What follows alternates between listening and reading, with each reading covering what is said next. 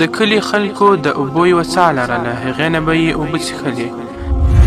یوه ورځ نادره پېښه رامنځته شوه، هغه داسې چې دوی له څاه نه اوبه رایستلې. بوکه په څاه کې پاتې شوه او تش پړی راوخوت. دا نادره هغه مهال ویرونکې شوه چې دا پېښه څو ځلې تکرار شوه. خلک هک پک حیران شول چې دا څه چل دی. خلکو ډېرې هڅې وکړې چې معلومه کړي بوکه ولې په څاه کې پاتې کېږي، خو درک یې معلوم نه شو. اخر چې سبب ورک شو، په پیریانو غریبانو یې تور ولګاوه چې دا کار هغوی کوي. یو ورځ د کلي خلکو سره وویل چې باید یو تکړه او زړور کلیوال تیار شي چې څاه ته یې ورښکته کړو څو حقیقت معلوم کړي. دې خطرناک کار ته څوک له ډاره نه شوی تیارېدلی. اخر یو ځوان پیدا شو. هغه کلیوالو ته وویل زه په یوه شرط څاه ته ورښکته کېږم، هغه دا چې کله ستاسو کوم کسان زما پړی نیسي هغو کې به زما ورور حتما وي.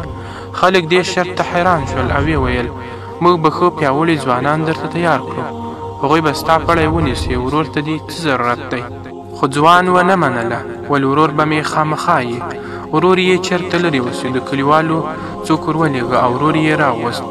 څو ځوانو کلیوالو او ورور یې ځوان پړي کې بند کړ او څاه ته یې ور ځوړند کړ.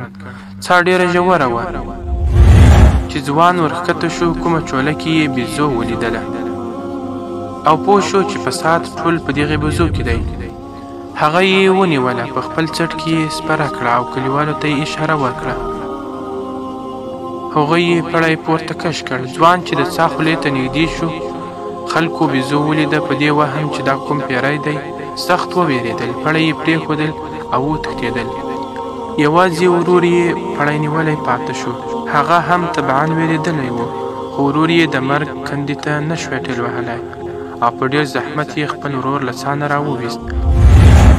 خلکو چې دا حالت ولید پوه شول چې د هوښیار ځوان شرط څومره مهم او ګټور و.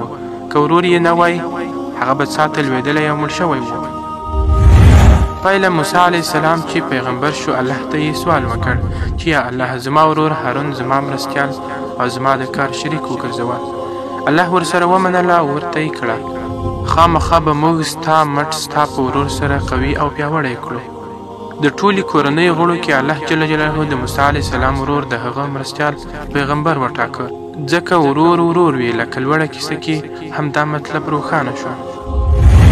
دا راز کله چې موسی علیه السلام د الله په امر خپلې مور اوبو ته وغورځاوه، نو د هغه خور ته یې وویل هغه پسې پټه له شا ولاړه شه.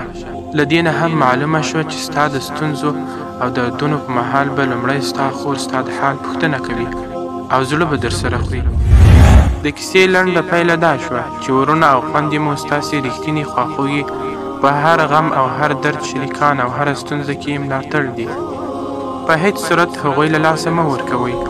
د ورورګلوي او خورګلوي درنې اړیکې هغوی ته هر وخت بښنه کوي او خیر غوښتنه یې غواړي.